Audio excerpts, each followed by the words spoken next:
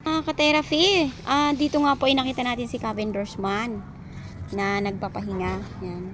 Napag-usapan namin tungkol kay Ate Merly. Napapanood ko kasi si Ate Merly na sinukuan mo na. Kasi nga matitigas ang ulo ng mga anak. No? Sa mga bata ako nawawalan ng kasi pag tulad, di ba, tinulungan ko na sila, ginawa ko na yung bahay nila, doon naman sa na yun, part ng paggawa, inaalalayan ko muna sila, di ko sila na yung para bang hinahayaan ko lang yung kanilang mga katamaran, etc. Kasi ginagawa ko yung dapat. Yan, pa nga yun sa pilitan pa bago ako nila tulungan. Ayan, sa tagal na ng siyempre, gusto ko sana pinangungunahan ko nga para sumunod sila. Opo. Hindi naman sila sumusunod. Sabi ko, ano pa naman itong pagtulong ko na ito? Para bang walang kakwenta-kwenta. Hindi ako sinusunod. Puntahan natin mamaya. Baka kailangan mo ng katuwang dyan para lumambot ang ulo. Yan ang gawin siguro natin kasi ang kawawa doon si Ate Merly talaga. Pag stroke patient din talaga. Ang nga doon kung makakasama ka rin kasi naghihilot ka para mahilot mo rin yung mga mga joey niya. Okay. Yan, gawin natin yun. Sige, puntahan natin mamaya ha. Kakain lang ako, inom ng gamot. Maliligo, tapos maglilinis ng paligid, ha? Alauna. Para matulungan. Ayun, papandisal si vendors. Gusto kong pandisal kaya lang.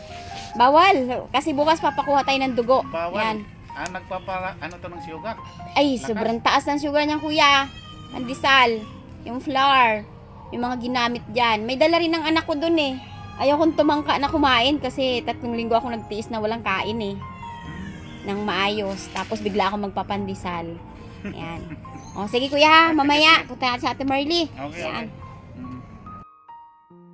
Ka-therapy at makakapagluto na nga po tayo ng ating kakainin ngayong almusal bago tayo uminom. So, ayan, may okra po tayo mga ka-therapy at pakukuluan po natin yan dito. Ayan. So, yan ang ating almusalin. No? Talbos ng kamote at okra. Yan.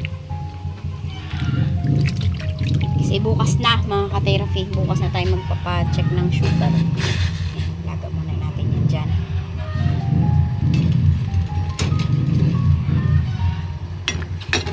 Lambutin natin. Yan ang ating almusal. Tapos, itong talbos ng kamote mga ka-therapy, ikilawin natin yan. Lagyan natin kamatis at kalamansi. No, sana okay bukas. Yan. Abangan natin mga ka-therapy ang ating result ng blood sugar. Dahil after po nito ay pwede na po tayong matanggap sa trabaho kapag na fit na po ang ating medical. Ayan po.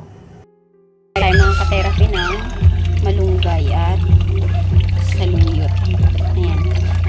Lagyan natin ng kaunting kamote ito para ulam natin mamaya dahil mabibisi na tayo.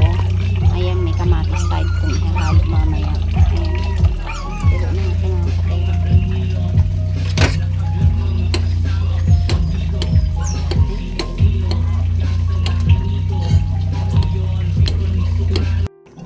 Ayan, dito na rin tayo mga ka-therapy. Magsabaw ng kilawin lang natin ito.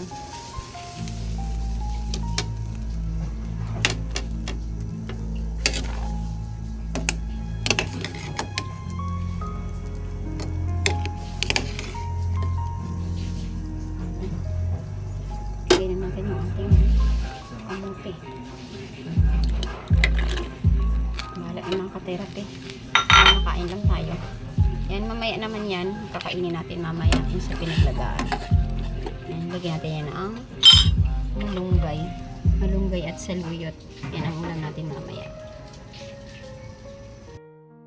Hello mga ka-therapy, at yan nga po ay nakagawa na tayo ng almusal. Mabilis po natin itong nagawa dahil po nakabili na po tayo ng MGAS. Ayan, nagpahatid po sa atin ang mahal na sponsor ng 1,300 para makabili po tayo ng MGAS at makain po natin yung low carb na pagkain para po maipasa na natin ang ating blood sugar result. Ayan, bumili po tayo mga ka-therapy ng 1 Opti juice. Ayan, nabawasan ko na ito. So, yan po ay Napakalaking tulong po talaga ito sa akin. At yan po ay labis-labis po ang aking pasasalamat kay Ma'am Anonymous from Olympia, Washington, USA.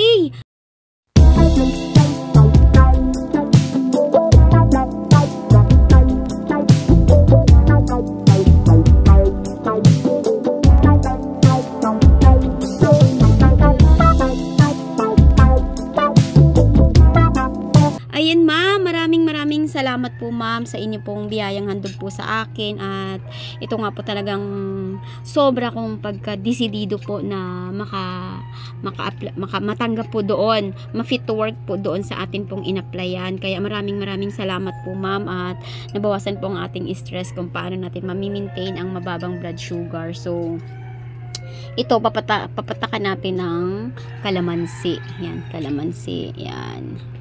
Experiment lang naman ito mga ka-therapy, dahil nag-check tayo sa kasi sa YouTube minsan kung ano ang mababa sa glycemic index, at ito po ang available na nabibili natin. Pero bago natin to kainin mga ka-therapy, mag-check muna tayo ng blood sugar natin, no? Ayan. So bukas ay marami yata ang okra, no? Okay lang yan mga ka-therapy, di ba? Marami ang okra. Tapos tanggalin na lang natin yung buto. Kasi baka makain natin. Ayan. Yan. Pero ngayon, magba-blood test muna po tayo bago tayo kakain para malaman natin kung mababa na ba talaga. Naku, nakaka-therapy sugar tayo.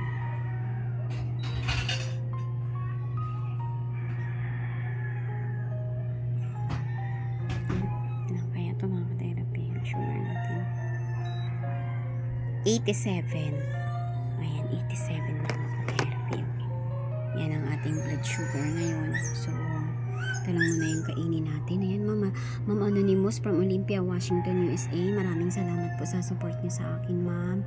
Maraming salamat po sa tulong niyo po sa akin. Sana po ay matuloy po ako dun po sa akin pong ina-applyan. Ayan po. Kain na tayo mga ka-therapy. Kain. Kain tayo.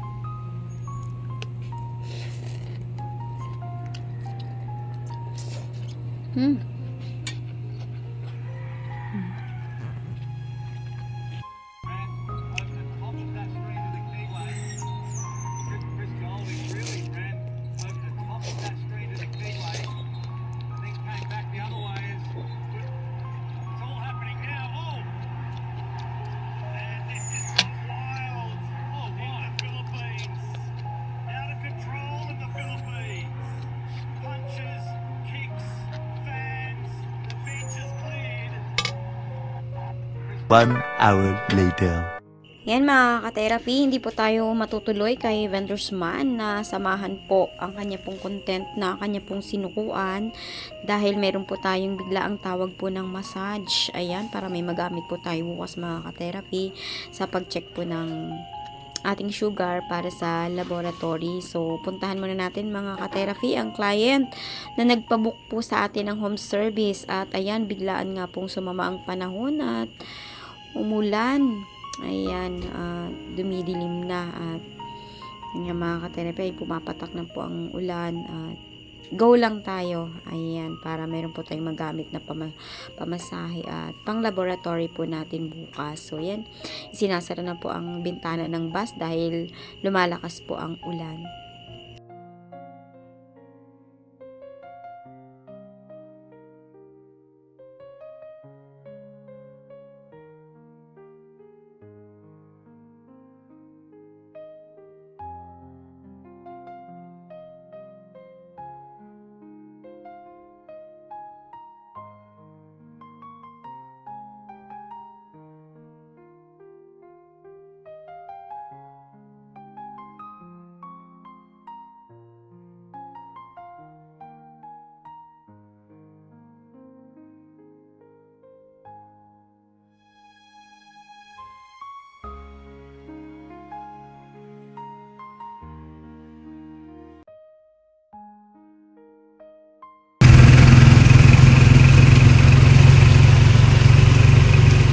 A few minutes later. Mga ka-therapy, maulan. Ayan, naligo ko. Ay, dami na isda! Ano po mga anak niya, ni? Anak niya to?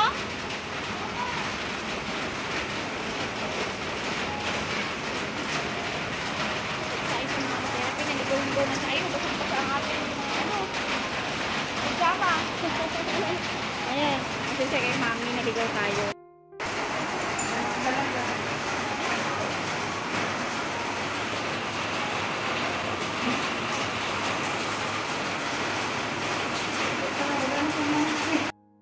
At natapos na po tayo mag-massage, pinatawag tayo ni ma'am at binaha-baha tayo kanina. Naligaw-ligaw pa tayo. Kaya mga damit natin nabasa, ayan, yun na. Buti na lang may hangiran si mami dito. Ayan, dalawa sila mami na nagpatawag sa akin. Kamusta ang massage mo, ma'am? I feel good. Na, okay, ang pakiramdam mo. So, sabi, mami, mami? Mimi. Mami Mimi. Ayan, pinatawag tayo ni Mami Mimi sa massage. Kasi nung nakaraan, guminhawa siya sa pangalawang massage natin sa kanya. Din nagpatawag siya ngayon ng pangatlo ulit. So, ayan, mag-massage ulit tayo kay ma'am. Tapos na tayo, no? Ang ganda ni ma'am, oh. Biruin mo mga ka-therapy, si ma'am ay 56, pero mukhang 36. Bongga. Si mami naman ay, ilan nga? Matanda pa ako, 16 lang yan. 73, pero mukhang 40. Ay, di bongga. Si ano yan, Nora. Grabe, hindi tumatanda. Hindi tumatanda. Siguro, sikreto na lang, Mi. Ano yung sikreto? Sa buhay, para look young, walang wrinkles. Smile, tak sentro. Grabe, makinis. Anong vitamins ni Mami? Malaga, Sentro, at saka maraming makabuhay. nilagang okra. Maraming nilagang ukra. Baka maraming pera. Ayun. Baka yun yung sikreto. Matanda na yung aking ano. Naku po, yan ang mga Maraming pera o maraming okra? maraming Kasama. Okay. Walang problema si Mami siguro sa kabuhay. Okra. Matagal to si Mami nag-abroad eh. Ilang years, Mi? 14. 14 years na tinaguyod ang pamilya, nag-abroad. Ayan, nakapundar. Ayan, si Mami naman nag-abroad. Anong abroad? Ano naman napundar mo, Mi? Ay, wala, anak. Sana tayo pag nag-abroad may mapundar. Mami, may mapupundar ba ako pag nag-abroad ako, Mami? 100%. Wow, bakit Mami? Ano pa nakikita niyo po sa aking Siyempre, kapalaran? basta hindi ka walda sa pera, may mapupundar ka talaga. Wow, okay lang. Sige. Ayan si Mami, no, nung panahon, oh. Ikaw to, Me, ang ganda-ganda. Honor nga. Ikaw to? 20 anyos ako. 20 years old si Mami. Yan, nakapula ako yung nasa Israel ako. Yan, nasa Israel siya. Ay, grabe talaga to si Mami. Donyang Donya. Oh, grabe. Ang kinis ng mukha. Grabe talaga. At dito, oh. Yan ang landlady ko. Landlady ni Ma'am. Ay, grabe talaga. Pero ito ha, artistahin, oh. Grabe ng kagandahan. 20 years old ako. 20 years old. Yan. Pero ang height niya ni Ma'am, kung titingnan mo, kala mo napakatangkad. Pero ang height mo, Mami, ilan po? Kabataan ko, hindi naman ako ganito kapandak. Ay, matangkad ka noon? Hindi naman masyado. Kasi pag tumatanda ka, lalo na ngayon, senior na ako, nagdi-deform yung binti ko. Kaya bumababa. Eh, sa tingin niyo, Mami, mga ilang inches po ang binaba nyo? Ewan ko, nasa 5 ako noon eh. Mababa pa rin, 5. 5 ka pa rin talaga. ngayon. Wala pa yatang 5 ako. Ang linis niyang mukha ni Mami. Grabe talaga. Aalamin ko talaga nito mamaya mga sikreto nito. Ayan, mag-massage na tayo kay Mas Mami. matured na nga yung panganay niya kaysa sa kanya. Oh. Sumido naman kasi. Dapat hindi stress me, no? Dapat try to handle the stress level. Nakatanggal talaga ng wrinkles kapag hindi ka stress. Ibig sabihin, stress pa ako ngayon, May. Siguro pag nakagraduate na lahat ng mga anak ko, bawas na ang stress ko. Basta wala, lalo Si focus na ako sa, ibang bagay. Ayoko talaga sa labas ng parang bansa. 40 anos na. Gusto mo talaga sa labas ng bansa? Ayoko rin sa Pilipinas.